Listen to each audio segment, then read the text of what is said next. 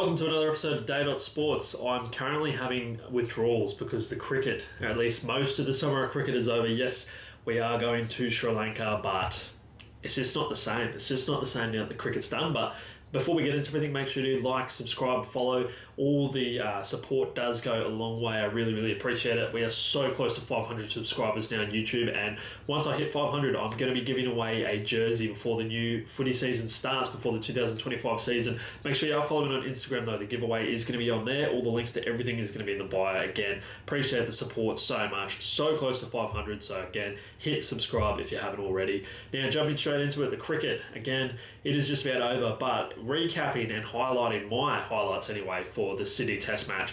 Starting off, it looked a little bit sketchy for both sides. A few players moving around in the teams. You had Mitchy Marsh, the Bison. He was dropped for Beau Webster to come in, which I initially did not love, but we all saw how that played out. I'll get to that a little bit later on, but the Slug, he has got some go in him. Then for India, you had Rohit Sharma, he stepped down from the team. He has had not the greatest series, an awful series actually, you'd say, as a captain. So very much code word for him saying, I'm going to get dropped, so I'm going to get the hell out of here so it doesn't seem as bad. But pretty much is him saying he got dropped. So he was out of the Indian team. I don't think there was really any surprises there. I think we saw that coming for a long time. But getting straight into it though, India, they went out there. They put a few runs on the board, nothing too spectacular. I thought things were going okay there a little bit. One thing we can definitely confirm, though, is Scotty Boland is Virat Kohli's dad. Getting him in both of the innings is just ridiculous. And it wasn't looking that great at all for the Aussies in the first innings. We did not make many runs at all. It was a little bit sketchy there, especially with, end of day one, I think it was, when we had to go out. Few overs to go, Boomer was just firing, and him and Konstas just have this blow up towards each other. Konstas don't give a fuck. That 19-year-old will square up to anyone, it looks like, at this point. But then, sure enough, he goes just about next ball. So, not what we needed in the play, and it didn't really carry on too much better in the next day. So, it didn't really make a whole lot. But then, you had big old Beau Webster coming out in his debut, and just like Konstas before him, got plenty done with the bat. I think he made, something like 57, 58 runs in a vital little knock that he had. And he took a few good catches as well on that first innings, old Beau. He's got the size on him like a bit of Cam Green or the Bison, so he can really stretch out and get those. Rolled his shoulder over as well, which was great to see. But one thing I don't quite get is how he's somehow slower than Marnus. The bloke is about 6'6" and bowls 120, 125 Ks or something. But then you got Marnus coming in and bowling fucking 130k bounces for an entire over. So riddle me that, but did all right with the ball as well. Did have a very good first innings on his debut.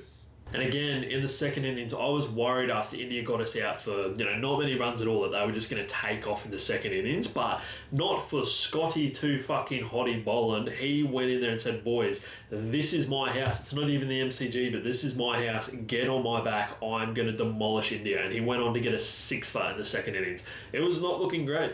But again, gets Kohli out, gets a few more, just keeps smashing through the Indian team. He is the greatest part-time bowler that the world has ever seen, and you're going to have to convince me otherwise because he is that good.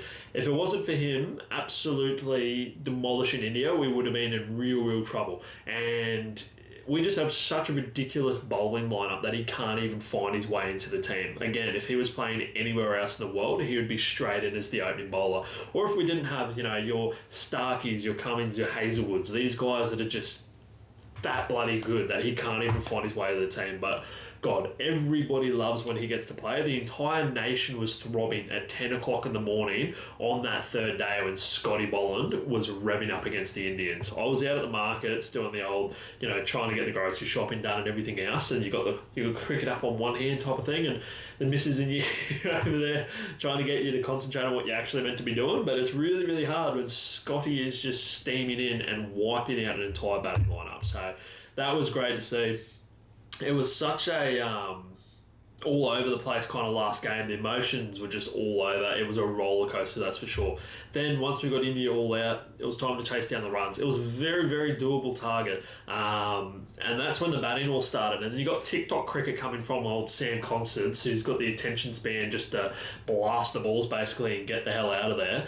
This is coming from the same kid that wore Sanders to Parliament to meet with old Elbow. So you pretty much knew you were going to get some balls to the wall action from him, and he wasn't going to shy down at all in his green shoes. That morning, though, like I said, just had so many ups and downs. It was like, oh, we really, really need a lot to happen to, okay, this should be an easy run chase, to a few wickets going down. And it was all over the place, especially with Smudge. You're just like, he comes out, needs to make 10,000 test runs in front of his home crowd. He only had a handful to go. And I just got this weird feeling. The commentators are all sitting there, okay, he needs a single, he's on 9,999, one more run. He's made so many runs, makes it look easy, but it just, something wasn't fitting right with that. And I forgot if I said to my girlfriend or if it was more so something that I just kind of thought to myself, like, wouldn't be surprised if he gets done here. And sure enough, nicks off, gets caught, and yeah, absolutely shattered for him not to get it in front of his home crowd in Sydney. That would have been just unreal. So, unlucky for Smudge, no doubt he's going to bring up that total in Sri Lanka, but it just wouldn't have the same effect being there in that test series, especially if he'd stuck around for the rest of the innings to, mow down those runs. But speaking again of Konstas, he is living rent-free in all of India at this point. He has them that fired up, did not back down from Bumrah at all. Now, I will say, speaking of Bumrah, we didn't win while he was bowling. I will acknowledge that may have swayed things. He was their lead wicket taker by a ton. He's pretty much a one-man army. But if anything, it's India's fault that he was rushed to hospital after his back completely giving away from carrying the team and his country. Sure, yes, he might have taken 6 for 8 or something like a bit of Scotty Boland action, but on the other hand, he very well could just been ramped for sixes off Konstas again. So you're never really going to know what you're going to get. You might have got brain rot cricket from Konstas, who's just going to ramp him to get out of there as soon as he can. But yeah, if anything, it's India's fault that Bumrah got injured. Yeah, it's just one of those things. Maybe if the rest of the team stood up a little bit more, you wouldn't have been in that situation where Bumrah can't bowl for the last couple sessions. So one of those things, and I thought that it was poetic that it was Travis Head that came out to knock the winning runs through. He did some dirty things to India throughout the series, knocked up a few hundred. Sure, his last few games maybe hasn't been in the best touch, but again, his back's probably hurting from carrying the batting for so long. It's finally that the rest of the boys managed to step up and get a little bit done. But it was his partner in crime, the Slug, who somehow went out again and just put on a show. I really like the way that he bats. It was really, really get your slugs out kind of day for Beau Webster. It's so funny watching him as well, just because of the size of the bloke. Like, he is, 6'6", massive fella.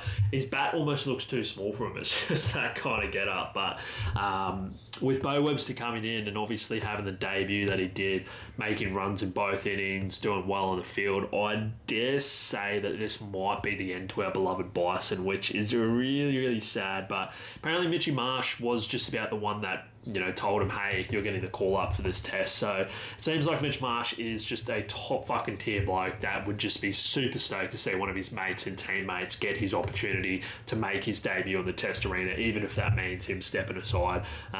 He's been in and out of the team before. I guess it wouldn't be anything necessarily foreign to him. Obviously, it'd quite sting, I can imagine, but yeah, still super great. And I'm sure he was very, very happy for how Webster went. And yeah, I guess the rest was history with that. And poor Mitchy Marsh, the Bison as well. I had him and Cooper Connolly last night in the Scorchers Renegades game. I got up on the Heat game the other day and I was like, oh yeah, I'll jump on Mitchy Marsh making his return and Connolly to both hit a 6. And that couldn't have gone worse. Both of them getting done for a duck. I think in the same over, but definitely both done for a duck. So I kind of accidentally death rode them a little bit. So sorry about that one, boys. I've been seeing some posts as well from Fox Cricket pretty much saying that this series was either their most watched or just about the most watched series that there has been, at least for Fox, which doesn't surprise me at all. It just seemed like every single person was glued to the TV, particularly in the last two, the Boxing Day and the Sydney Test match. Like, just everyone, the whole nation, all over social media. Like, even if you're a cricket fan, not cricket fan, everyone was getting around the cricket. I remember going to the servo, I think it was during it must have been the Boxing Day one, kind of walking in, checking the score on my phone. Old mate serves me, he's got it in the background. I'm like, bro, you're doing the same thing. So literally everyone at work, at the beach, didn't matter where you were, people were watching the cricket. So it was great. A lot of people starting to question where test match cricket is, and I think it's alive, if not thriving, better than ever, especially when you're getting games like that go into the 5 days, or come right down to the last bit of it. So super great. Speaking more about some recent T20 games, Glenn Maxwell took one of the greatest catches probably in the last decade, if not ever. I'd say in the top 5, I'd go up there. Nice has got some that are really, really up there, but Maxi, ball flying out of the boundary, he leaps over the rope, mid-air, catches it, flicks it back in, runs in, takes it himself. Unreal catch. I had a little reel of it. It's over on TikTok, but I had a reel or a YouTube short that I put up on YouTube. It was going off, getting plenty of views, I think up around 10,000 odd, but then got hit with a copyright strike. So BBL wasn't too happy. I don't really like that. It's clearly just filmed on a TV. Yes, sure, I don't own the rights to it, blah, blah, blah. But it's like, it's eyes on the game. People want to see it. It's just going to bring more attention, free marketing. But hey, one of those things. So I've got to be really careful with the images and the videos that I post for a little bit. Never really ran into those issues with the footy, but cricket seems to crack down on it a lot more. So got to make sure that I don't do anything weird there and get the channel deleted accidentally. But if you do want to have a look at that catch, it's going to be everywhere, all over their social media. If you just look up Glenn Maxwell catch, I'm sure you'll find it. But if you haven't seen it, go suss it out, because it is unreal. Then again, something else that happened the other night in the T20, you had Cam Bancroft and Daniel Sams. They ran into each other in a proper rugby league cricket tackle. It was a terrible accident. It's just not something that you see a whole lot in cricket. It's not a contact sport for once. I mean, you see two guys going flat out in the outfield, chasing under a ball, and maybe not having the communication. Obviously, they've got eyes on the ball. They're not really necessarily looking at each other, and fucking smashing into each other again. I'm sure you can find the clips on YouTube. It was pretty cooked though. Bancroft ended up with a broken nose, I think broken shoulder, and old Sams was just stiff-armed on the ground, knocked out. So pretty terrible stuff, and sure, for rugby league, that is just another Tuesday. It's something that we see game in, game out, but in cricket, it's not something that should be happening at all. So hopefully both of those guys recover really, really quickly. I think Cam Bancroft, he's done for the season, unfortunately, so he'll be back in Shield cricket. Sams, he might still be okay to play, but they got to go through their own concussion protocol stuff, I guess similar with the NRL, where they got the stand-down period. So that's pretty much what's going to be going on there. But yeah, hopefully they go well and don't have any ongoing issues, particularly with the head knock stuff. So yeah.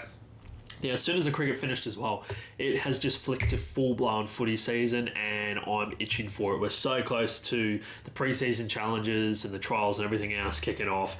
Monday, I swear, as soon as everyone went back to work, it just bang, social media was flooded with everything. Everyone is either back on the tools after Christmas and New Year's, people are back in the office, and the boys are back at training. All the teams gone back there, so we're seeing a lot of stars back out on the field there. So, like I said, with the trials fast approaching, we're starting to get a whole lot of media coming out with different stuff. They're all getting back in work as well, and you're getting a whole lot of, this team is going to be training the house down, this team is in turmoil, and we can just look towards the bunnies with old Rusty supposedly looking to get rid of $25 million worth of shares for those exact type of things.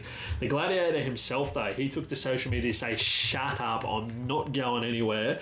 It is all fake news, and I'm going to be getting around Uncle Wayne and the boys this season. So Rusty's supposedly not going anywhere, but he might need to hammer it home after their first home game, a first win. Just get out on the field after a big win and hit him with a little bit of the "are you not entertained" action. So who knows what's going on there, but yeah, club and turmoil. It's just one of those things. And again, with everyone coming back to training, you're seeing a lot of new signings in the new kit, new colours for their new teams and everything like that. Now, images that would have got an entire fan base throbbing the other day was the big fish.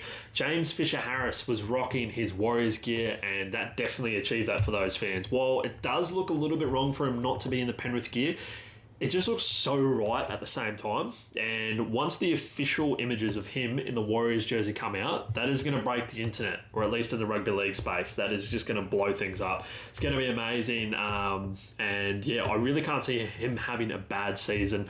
I really hope he's going to be the saviour and the leader that team needs to go into the finals this year. I'm sure he can bring that winning mentality and winning training power into that. So, yeah. Now, speaking of training the house down as well, we have seen big red Corey Horsburgh looking fit as a fiddle. I'll put an image up on the screen, but that man has slimmed down. Would not even surprise me if he's close to a full-blown six-pack at this point. Old Corey, he's trimmed down big time ahead of this season. Now, he played pretty well towards the end of the season there, scored just an all-time chip and chase try as well, but I'd love to see him go hard for the milk again and even continue to fight for his spot back into that Origin team. It was only a few years ago that he was in that Origin team, looking like he's going to be there for a while. Injuries, form, a few other things happened, but if he's fit and firing, he could be a weapon. I'd love to see him playing there at the second row even, a little bit of speed and size for the Big Red. It would be great. Now, moving on, some other pre-season news that has hit a little bit closer to home is Adam Reynolds is out for, I think, the next month or at least up until the start of the season with a neck injury. Apparently, he picked it up in a knock before Christmas while they're training there that required a little bit of surgery. So if you go have a look on the NRL physio, he kind of breaks down a little bit of the recovery and what's going on. Supposedly, it is just a bit of a clean out, nothing too hectic, but I might need to get some sort of a ritual going on with my little Renault here because I'm that worried about him, copping any more injuries, especially just before season starts. Might have to do something there to make sure he's going to be all good because, it is not what we want to see.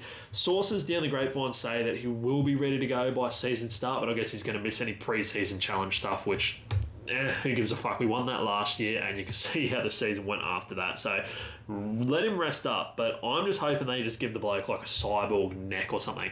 Even better yet, the rest of his injuries, just start putting cyborg implants into him. Just make sure he's kicking and able to play for the next few seasons because he has had such bad luck, such bad run of injuries, And I guess that's why we've picked up a guy like Ben Hunt. But you just want to see Reno out there. You want to see the little general running out there and smashing it because, if we're without him, it's just not the same team.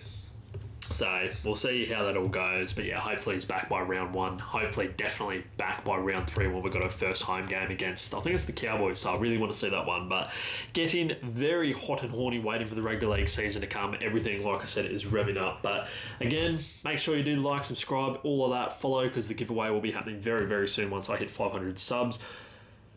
I'll catch you guys all next week. Have a good one. And let me know who you think's going to be going well this season in the comment section. See you later.